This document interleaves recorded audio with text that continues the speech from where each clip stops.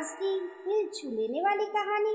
College से घर लौटते समय काजल ने देखा कि उसके पड़ोस के घर के बाहर असामान्य सी हलचल थी। लोगों की भीड़, पुलिस की गाड़ी और ऊंची आवाजों में होती बहस, सब कुछ किसी अनहोनी की ओर इशारा कर रहा था। काजल का मन घबरा उठा और वह तेजी से उस घर की ओर बढ़ी। आंगन में पहुंचते ही उसकी नजर अपनी पड़ोसन और करीबी सहेली नैना पर पड़ी, जिसके चेहरे पर डर, दर्द और साहस तीनों भाव एक साथ साफ दिखाई दे रहे थे। नैना ने अपने ही ससुराल वालों के खिलाफ पुलिस को बुलाया था। बरसों से सहती आई चुप्पी आज आखिर टूट चुकी थी। काजल को देखते ही नैना उससे लिपट गई और कांपती आवाज में बोली, आज मैं चुप नहीं रह सकी। बहुत सह लिया, अब अन्याय के खिलाफ आवाज उठानी ही पड़ी। काजल ने उसे ढाढ़स बंधाया, उसके कंधे थपथपाए और कहा कि वे सही कर रही है। कुछ ही देर में पुलिस ने नैना के पति और ससुर को हिरासत में ले लिया। नैना के माता पिता भी वहां पहुंच चुके थे और उसे अपने साथ ले गए। भीड़ धीरे धीरे छटने लगी, लेकिन उस आंगन में खड़ा सच बहुत गहरा था। जब काजल अपने घर लौटी तो माहौल अचानक ठंडा पड़ गया। उसकी सास साधना जी दरवाजे पर खड़ी थी। उनके चेहरे पर नाराजगी साफ झलक रही थी। तीखे स्वर में उन्होंने कहा, क्या जरूरत थी तुम्हें वहां जाने की? अपनी सहेली से यही सीख रही हो कि ससुराल वालों को कैसे परेशान किया जाता है? काजल इस आरोप से हैरान रह गई। शांत लेकिन दृढ़ आवाज में उसने उत्तर दिया, माँ जी, अगर किसी के साथ गलत हो रहा हो और वे चुप ना रहे तो इसमें सीखने जैसा क्या है? सहन करने की भी एक सीमा होती है। जब कोई हाथ उठाता है या अपमान करता है तो डरने की नहीं, आवाज उठाने की जरूरत होती है। इतना कहकर वह बिना रुके घर के भीतर चली गई। साधना जी का चेहरा और सख्त हो गया, लेकिन काजल के मन में पहली बार एक अजीब सा सुकून था। साधना जी शुरू से ही काजल को उसके मायके की आर्थिक स्थिति को लेकर नीचा दिखाती आई थी। ताने देना, बात बात पर याद दिलाना कि वे गरीब परिवार से आई है, ये सब उनकी आदत बन चुकी थी। हालांकि काजल को उसके ससुर पति निखिल और ननंद मीरा से भरपूर प्रेम मिलता था। मीरा की शादी हो चुकी थी और वे अपने ससुराल में खुश थी। निखिल और उसके पिता सुबह ऑफिस चले जाते और काजल कॉलेज के लिए निकल जाती। वे कॉलेज में प्रोफेसर थी और घर बाहर दोनों जिम्मेदारियां ईमानदारी से निभाती थी। इसके बावजूद साधना जी को लगता था कि बहू में कोई खास गुण नहीं है, क्योंकि उनकी उम्मीदें दहेज से जुड़ी थी। निखिल इकलौता बेटा था, इसलिए उन्हें लगा था कि बहू ढेर सारा सामान और सुविधा लेकर आएगी। लेकिन निखिल ने अपनी सहपाठी काजल से विवाह का निर्णय लिया और काजल का परिवार ना केवल आर्थिक रूप से सक्षम था, बल्कि दहेज का कट्टर विरोधी था।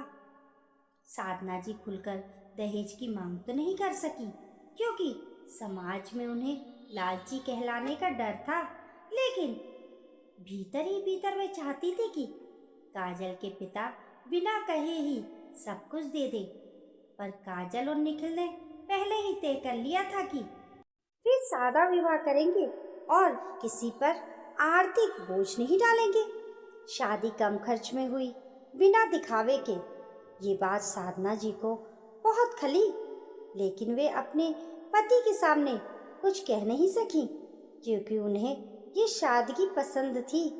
शादी के बाद काजल पूरे मन से ससुराल को अपनाने की कोशिश की, लेकिन साधना जी का व्यवहार नहीं बदला।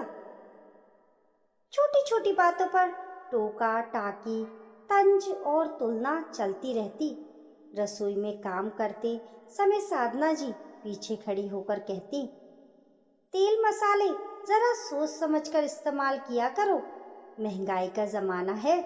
वैसे भी तुम्हारे मायके में ऐसी चीजें कहाँ देखी होंगी। कपड़े धोते वक्त बोलती, साबुन सर्फ खुले हाथों से क्यों खर्च करती हो? कॉलेज जाने के लिए काजल अच्छे कपड़े पहनती क्योंकि उसे हर रोज लोगों के बीच रहना पड़ता था, तो इस पर भी ताना मिलता। इतना अपने ऊपर खर्च करोगी तो भविष्य के लिए क्या बचाओगी?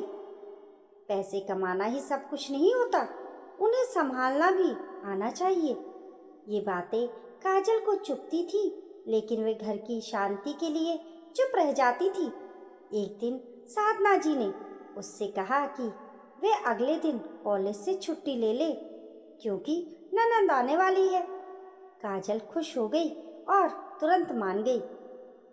लेकिन जाते जाते साधना जी ने व्यंग से कहा, मैं चिंता नहीं करती, बस देती हूँ।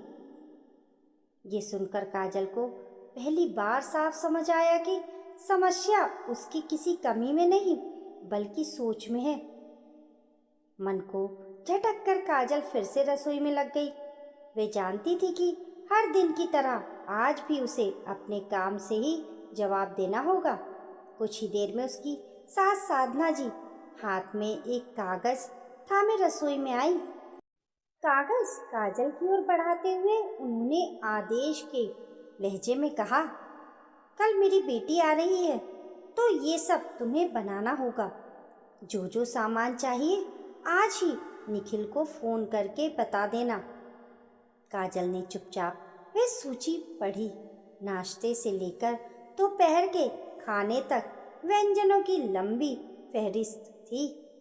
पराठे, सब्जियां, पनीर, दही, मिठाई, सलाद। उसे समझ आ गया कि अगला दिन बेहद थकाने वाला होगा। उसने बिना कोई सवाल किए निखिल को फ़ोन किया और ज़रूरी सामान मंगवा लिया। अगली सुबह काजल बहुत जल्दी उठ गई। रसोई में चूल्हा जला, आटे गूंथे गए, आलू उबले और पराठों की खुशबू पूरे घर में फैल गई।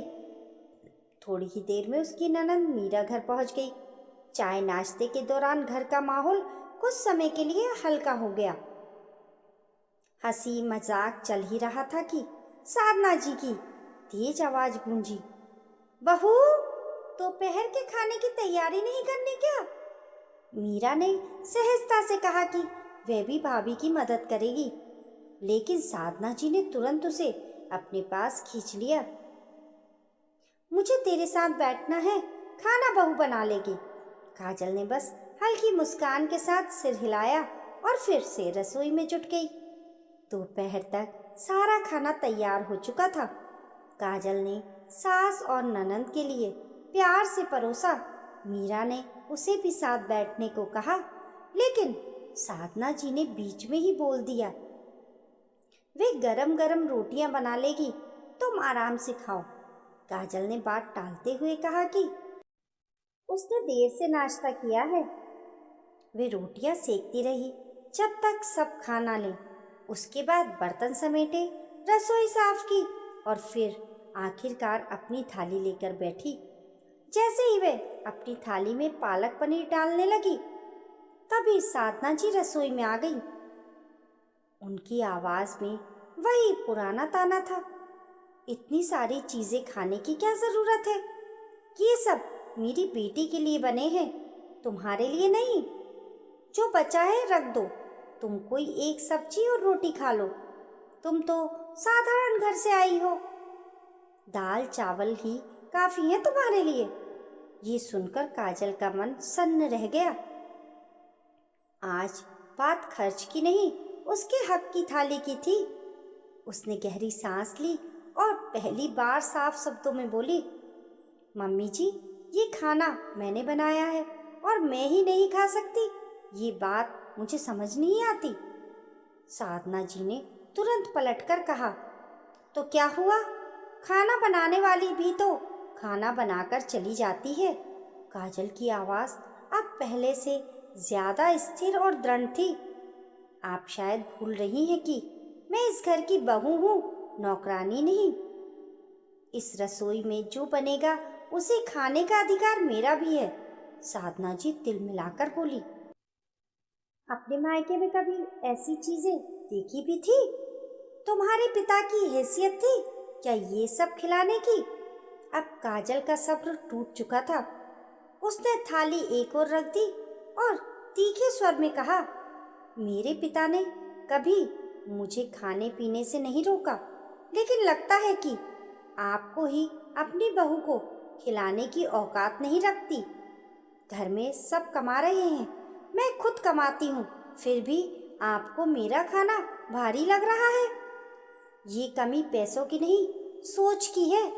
उसके शब्दों में न गुस्सा था न चीख, बस सच था। तभी मीरा रसोई में आ गई। उसने पूरी बात सुन ली थी। वह अपनी माँ की ओर देखते हुए बोली, माँ, ये बहुत गलत है। जब मेरी शादी हुई थी तब आप मुझसे रोज पूछती थी कि ससुराल में मेरा ध्यान रखा जाता है या नहीं, और आज आप खुद अपनी बहू को खाने से रोक रही हो। ये दोहरी सोच क्यों? बेटी के सवाल ने साधना जी को चुप कर दिया। उनके पास कोई जवाब नहीं था। मीरा ने आगे बढ़कर काजल का हाथ पकड़ा और उसे डाइनिंग टेबल तक ले गई। प्यार से कहा, भाभी बैठो, खाना मैं परोसती हूँ। ये अपनापन देखकर काजल की आंखें नम हो गईं। वह मीरा से लिपटकर बोली, जिस घर में ननद ऐसी हो वहाँ बहू कभी अकेली नहीं होगी।